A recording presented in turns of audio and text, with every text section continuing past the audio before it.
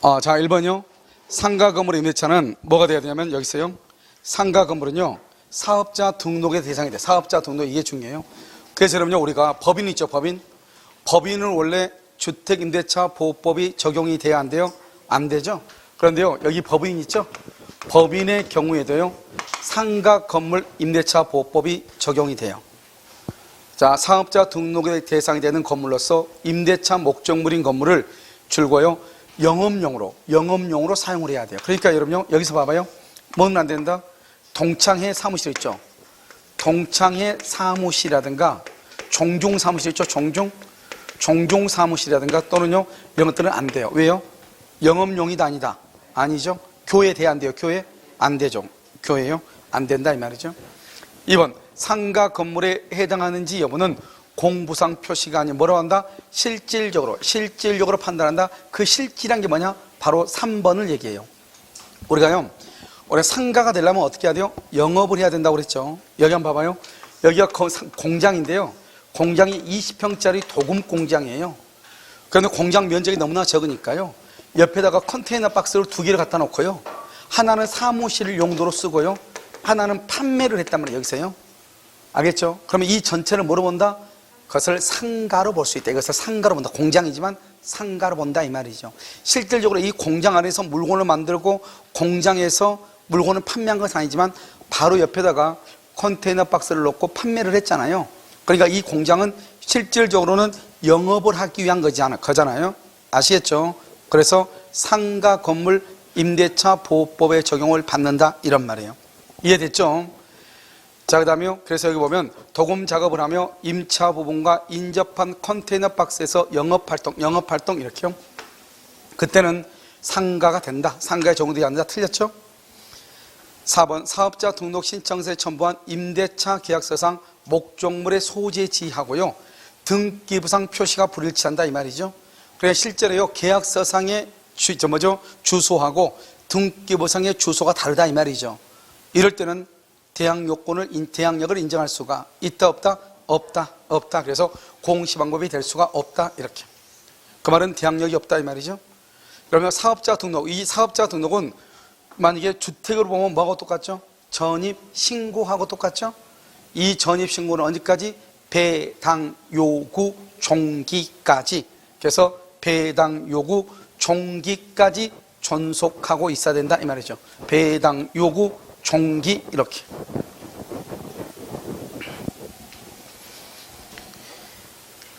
자, 그 다음에 14번은요. 13번 정답 몇 번이죠? 3번이요. 자, 14번은요. 건물의 일부분을 임차한 경우, 여기 줄고요, 일부를 임차하죠. 일부를 임차하면 뭐냐? 이것은 도면을 첨부해야 돼요. 도면을요. 여러분 지금 여기 한번 보시면 우리가 지금 5층이잖아요. 우리 학원이요 502호단 말이죠. 1호인지 2호인지 잘 모르겠어요. 어쩔 때는 1호로 오고 어쩔 때는 2호로 와요. 그러니까 이게 몇 톤인지 잘 모르겠단 말이죠. 그런데 우리가 지금 우리 학원 건물에 딱 보면 건물이요, 여기 보면 여기가 지금 뭐가 있죠? 여기가 지금 보험회사가 2개가 있죠. 여기가 지금 우리 학원이잖아요. 그럼 어떻게 돼요? 보험회사하고 딱 보면 이게 다 도면, 저도 도면 첨부를 했거든요. 사업자 등록할 때. 설령 여기는 도면을 첨부하지 않더라도 금방 알 수가 있어요, 없어요? 있죠. 이런 경우는 도면을 굳이 첨부하지 않아도 큰 문제가 없어요. 알겠죠? 그런데 문제는 뭐냐면, 만약에요, 여기도 뭐 예를 들어서 뭐 분식점이고요, 여기도 분식점이고, 여기 식당이 되게 봐요. 그러면 헷갈릴 수 있어요, 없어요? 있죠. 이런 경우는 도면을 첨부하지 않으면 안 돼요. 아시겠죠? 그래서 여러분 혹시 합동이란 말 들어봤어요? 합동. 건물이 합동된다. 그러면 건물이요, 여기에는 101호하고 102호가 있었는데요, 원래는 101호도 따로 부장되고 102호도 따로 부장되는데 이것을 칸막이를 타가지고 하나로 물건을 만들어버리죠. 알겠죠? 그래서 이거 건물이 합동됐다고 한단 말이죠. 응? 그런데 원래는 이게 101호고 이게 102호란 말이죠. 102호에 저당권이 있었어요. 여기는 40평이고 여기는 60평이란 말이죠. 그런데 이게 이제 이렇게 된 상태에서 여기를 칸막이를 없애버리고 통으로 딱 해가지고 100평으로 해가지고 상가를 가지고 있다가 이 상가가 경매가 된 거예요. 그럴 수 있잖아요. 그럼 원래 이 저당권은 여기 40평에만 저당권이 이렇게 미쳤잖아요. 이게 이제 합동돼서 하나의 건물이 됐다 이렇게 얘기해요. 그러면 이 저당권은 전체 경매 대가에서 6대4의 비율에 의한 거기에 대한 매각 대금에 대해서만 저당권의 효력이 미치는 거예요. 알겠죠? 이것은 우리가 이제 합동됐다고 하는 것이고, 여기는 건물이 두 개가 하나가 됐다는 것이고요.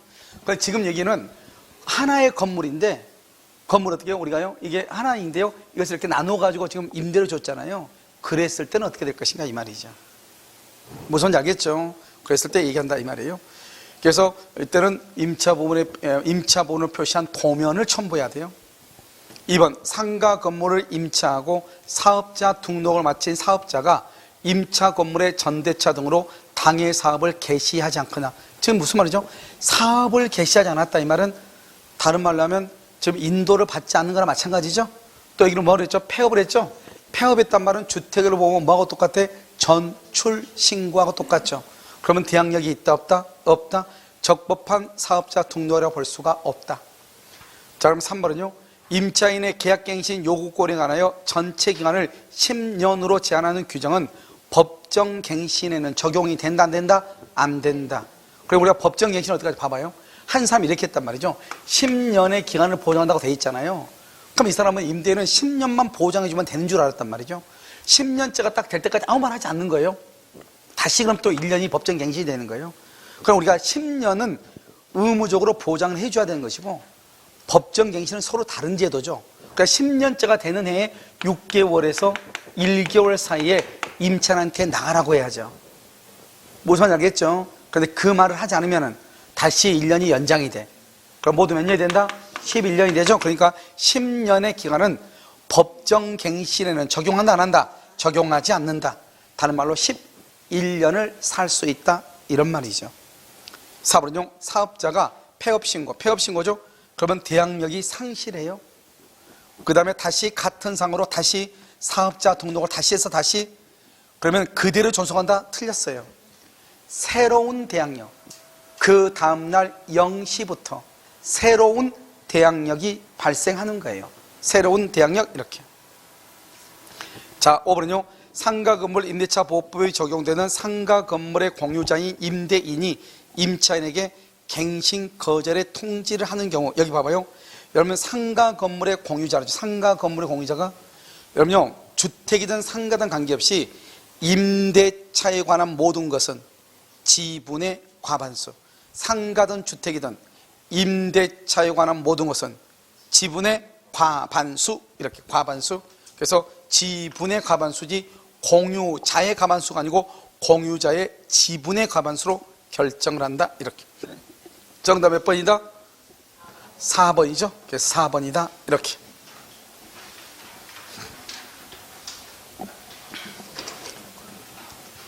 자, 15번은요. 임차인의 계약갱신 요건은 최초의 기간을 포함하죠. 제외 그러면 안 돼요. 몇 년이다? 10년을 초과하지 않는 범위 내에서 행사할 수 있는데, 최초의 기간이라고 하면 이 법이 시행되기 이전에 체결됐다가 이 법 시행 이후에 갱신된 임대차도 포함한다. 무슨 말이냐?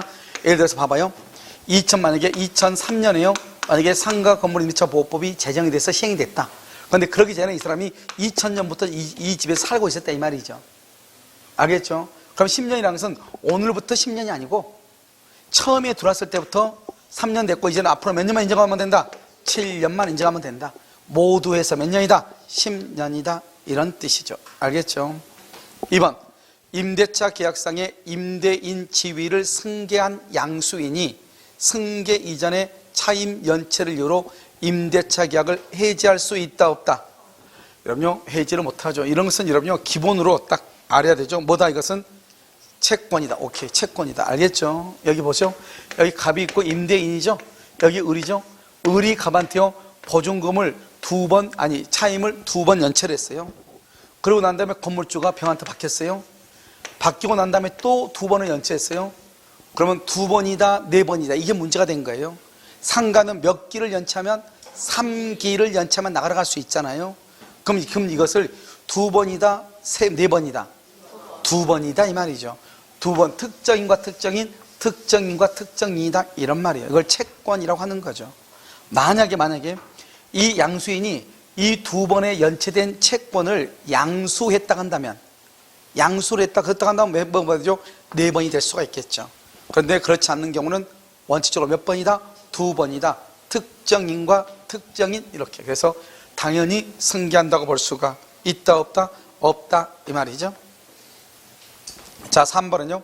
임대인의 지위 승계 전까지 발생한 종전 임대인에 대한 연체 차임과 관리비 등이 양수인이 임차인에게 반환해야 할 보증금에서 당연히 공제되므로 양수인의 임차인에 대한 임대차 보증금 반환 채무는 뭐가 된다? 소멸하였다. 이렇게 돼 있나요? 좀 이따 봐, 여기.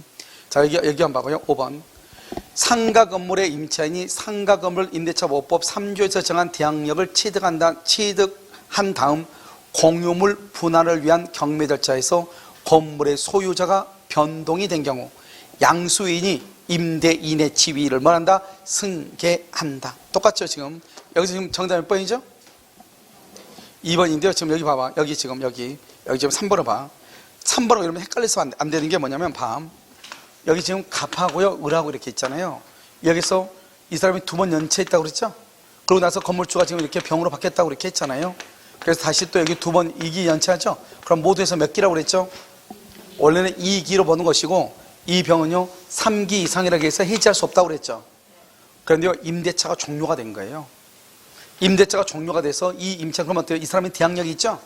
대항력이 있으니까요, 대항력. 그러면 대항력이 있으니까 당연히 지금 이 임차인한테 양수인한테 대항하고 살고 있겠죠. 그러면 이 사람이 이제 대항력이 있으니까 임대차가 끝났어. 끝났을 때는 어떻게 하지? 임대차가 끝났어. 그러면 이 사람은 을은 목적물을 인도하고 갑은요 보증금을 반환해야 되겠죠. 이 보증금 반환할 때 2번 것만 반환해야 되느냐, 빼고 반환해야 되냐, 보증금을. 알겠죠? 이 모든 것을 다 공제하고 반환하느냐, 이게 문제가 된 거예요. 알겠죠? 이제 이때 판례가 지금 뭐라고 얘기했냐면, 여기 있어요. 내 말 지금 이해됐죠, 지금? 지금 다시 이제 읽어요. 3번.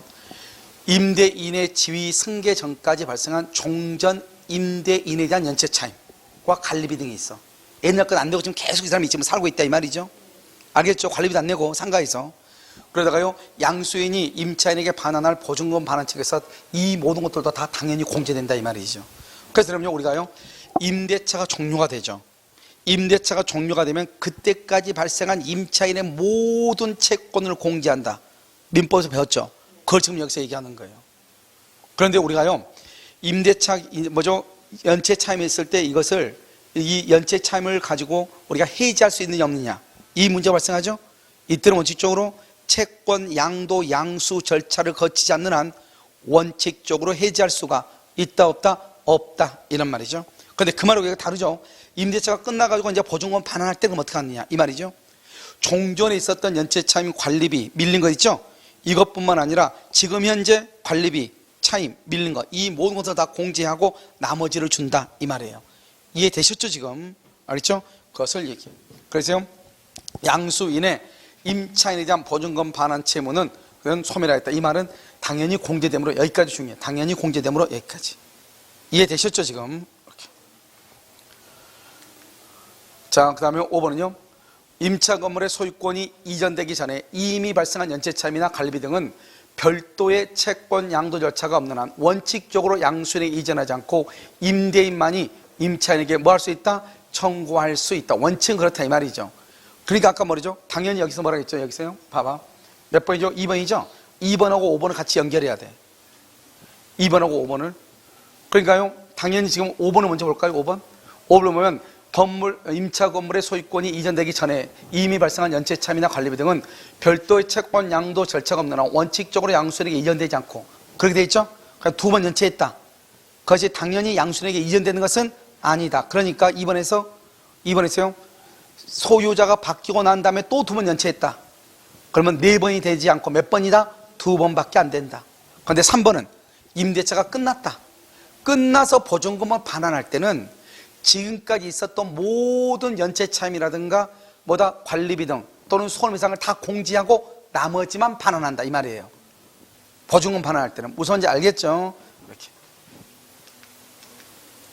자, 16번 권리금이죠. 여러분, 이 권리금에 관한 것이 지금 최근에 판례가 자주 나오고 있단 말이죠. 알겠죠? 그래서 1번은 이러면 좀 중요해. 권리금 해소 방해로 인한 손해배상 청구권이 인정되기 위해서는 처음부터요 반드시요 임차인하고 신규 임차인하고 권리금에 관한 계약이 성립 체결되어 있어야 돼요? 있지 않아도 돼요? 있지 않아도 된다. 왜 그러냐 봐봐요. 내가 임차인이 나가려고 그래요. 그랬더니 임대인이 임대인이 뭐라냐면 자기가 이거 쓸 거니까 그냥 나가라는 거야. 놓고요. 자기가 쓴다고. 그러니까 내가 어때요? 굳이 그럼 내가 그러면 자기가 쓴다는데 내가 임차인을 내가 새로운 신규 임차인을 소비할 필요가 있어 없어? 없죠. 그래서 안 하고 있었는데요. 갑자기 내가 권리금 달라고 하니까 뭐라고 하냐? 너가 그러면 신규 임차인 데려와야지 이렇게 얘기한단 말이죠. 그럼 처음부터 자기가 쓴단 말 안 했으면은 내가요 다른 사람을 데려왔겠죠.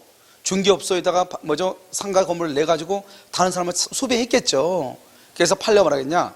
권리금이 보호되기 위해서는 반드시 신규 임차인과 임대차 계약이 체결되지 않아도 된다. 지금것처럼 임대인이 자기가 사용한다고 해서 나가라고 하니까 굳이 임차인이 신규 임차인을 소비할 필요가 없었다 이 말이죠. 그래 이런 경우는요 당연히 임대인이 권리금을 내주든지, 만약에 임대인이 권리금을 내주지 않고 신규 임차인이 없다는 이유로 일방적으로 나가라고 하게 되면 임대인이 손해배상 책임을 진다 이런 말이에요. 알겠죠? 그 다음에 이번은요 최초의 기간을 포함한 전체 기간이 10년을 초과했다. 임차인이 계약갱신 요건을 행사할 수 없죠. 그래도 권리금 해수기의 보호 의무를 부담한다. 이게 무슨 말이죠? 우리 몇 년간을 보장하죠? 그래서 10년이 됐어. 10년이 됐단 말이죠. 그러면 이제는 임차인이 더 이상 영장해달라고 할 수 있어 없어? 없죠. 없는데 여기서 그러면 10년이 됐으면 권리금은 보호받아 못 받아? 권리금은 보호받는다 이 말이에요. 알겠죠? 권리금은 보호받는다. 그러니까 어떻게 해야 돼요? 임차인은요 10년째가 되는 해 기간을 연장해달라고 한번 얘기해보고 안 해주죠. 그러면 기간이 끝나기 6개월에서 기간이 만료가 될 때까지 그 사이에요 신규 임차인을 데리고 오면 돼. 신규 임차인을 데리고 왔는데 임대인이요 무조건 노하면 된다 안 된다? 안 돼. 그러면 권리금 애수 방해가 돼. 알겠죠? 그러면 임대인은 손해배상을 해야 되는 거예요. 이해되셨죠? 그러니까 10년이 지나서 더 이상 갱신 요구는 할 수 없어도 뭐는 보호받을 수 있다? 권리금은 보호받을 수 있다 이런 말이죠. 3번 임차인이 임대인에게 권리금 해수 방해로 손해배상을 구하기 위해서는 원칙적으로 임차인이 신규 임차인이 되는 자를 뭐를 해야 돼? 주선하는 게 원칙이고, 만약에 임대인의 방해가 있으면 그건 임대차 계약을 체결하기 아니요 신규 임차인과 권리금에 대한 계약을 체결하기 전이라고 할지라도 그 권리금 해수 기회를 방해하는 임대인에 대해서 손해배상을 할 수 있다. 청구할 수 있다. 이렇게. 자, 그 다음에 4번은요. 신규 임차인이 몇 기? 3기의 차임액 이상의 차임을 연체하는 등 가트법 10조 제1항 갖고 10조 제1항이 뭐죠? 계약 갱신 요구권이죠. 3기의 차임액에 달하도록 연체한 사실이 있는 경우, 부정한 방법으로 임차한 경우, 합의로 보상한 경우, 그럼 동의 없이 전대차한 경우 이런 것들 있죠? 이런 경우에 해당하면은 권리금 보호를 못 받아요. 권리금 보호를 못 받아. 작년 우리 시험에 났죠? 알죠? 이렇게요 사유가 발생한 경우에는 언제든지 임대인은 해지하거나 갱신을 거절할 수 있고, 이러한 경우 권리금 해수 기회 보호 의무를 부담한다 안 한다? 부담하지 않는다. 이렇게 부담하지 않는다. 그래서 그것은 부담하지 않아요. 알겠죠? 그 다음에 4번 5번 권리금 계약이 임차권 양도계약과 결합하여 전체가 경제적 사실적으로 줄고 일체로 행해진다. 보통은 다 이렇게 하죠. 임대차 계약하고 권리금 계약이 보통 하나로 이루어지죠. 그런데 어떤 이유로 임대차 계약이 깨지거나 임대인이 노해가지고 또는요 권리금 계약이 깨진다 그러면 어떻게 돼요? 전체가 다 깨지는 것이지 임대차 계약만 깨지고 권리금은 받는다 그러면 돼 안 돼? 안 되죠. 그래서 일체로 행해진 경우 계약의 전부가 하나의 계약인 것과 같은 불가분의 관계에 있다. 불가분의 관계. 무슨 말이다? 예를 들어서 우리가요 권리금 계약을 해가지고 권리금조로 5천인데 500을 일단 계약금조로 줬단 말이죠. 그러고 난 다음에 뭘 했냐면 여기에 사업자 등록이 나오면은 임대차 계약을 계속 하기로 했다 이 말이죠. 그런데 사업자 등록을 신청했더니 거기에는 그런 업종이 인정이 안 된다는 거예요. 그럼 임대차 계약이 안 되죠. 그럼 권리금 계약도 없는 것이죠. 그럼 권리금 계약금 받은 거 500만 원 내줘야 되죠. 근데 보통은 임차인들이 신규 임차인한테 받은 권리금을 반환하지 않겠다고 버틴단 말이죠. 그러면 된다 안 된다? 안 된다. 하나로 이루어진다. 보통은 일체로 이루어진 경우 이 말이죠. 아시겠죠? 그래서 하나가 아웃이면 전부가 무효가 된다 이 말이죠. 알겠죠? 그래서 정답 몇 번이다? 1번이다 이런 말이에요. 아시겠죠? 1번 이렇게. 권리금융하는 판례니까. 그 다음에 여기요. 이런 봐봐. 이 권리금융안에서 판례가 하나 더 있어. 하나 더 없어. 6번에다가. 뭐라 하냐면, 임대인의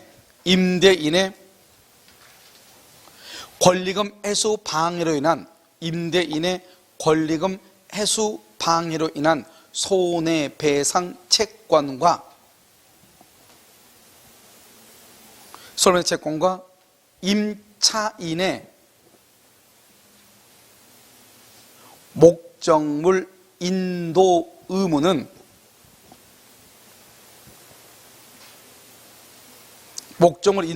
했어요? 동시이행 X, 동시이행이 아니다. 왜요? 뭐하고 동시이행이죠? 보증금하고 목적물 인도가 동시이행이죠? 그런데 임대인이요, 권리금은 못 받게 해서 임차인이 임대인한테 받을 손해배상이 있단 말이죠. 이 손해배상하고요, 목적물의 인도는 동시이행이다 아니다? 아니다. 그래서 임대인은요, 권리금 방해로 인한 손해배상을 주면서 목적물을 인도해줘야 손해배상을 해준다. 그러면 돼, 안 돼? 안 되고 먼저 손해배상을 해야 되는 것이에요. 무슨 말인지 알겠죠? 아직 이거 시험에 안 나왔어. 동시행에서. 동시행 한별권에서 아직 시험에 안 나왔다고. 올해 처음으로 나온 판례라고. 알겠죠? 그러니까 잘 알고 있어야 돼. 동시행이다 아니다? 아니다. 이렇게. 아시겠죠? 그럼요, 여기까지 하고 잠깐 쉬었다가요, 집합법을 보도록 그렇게 하겠습니다.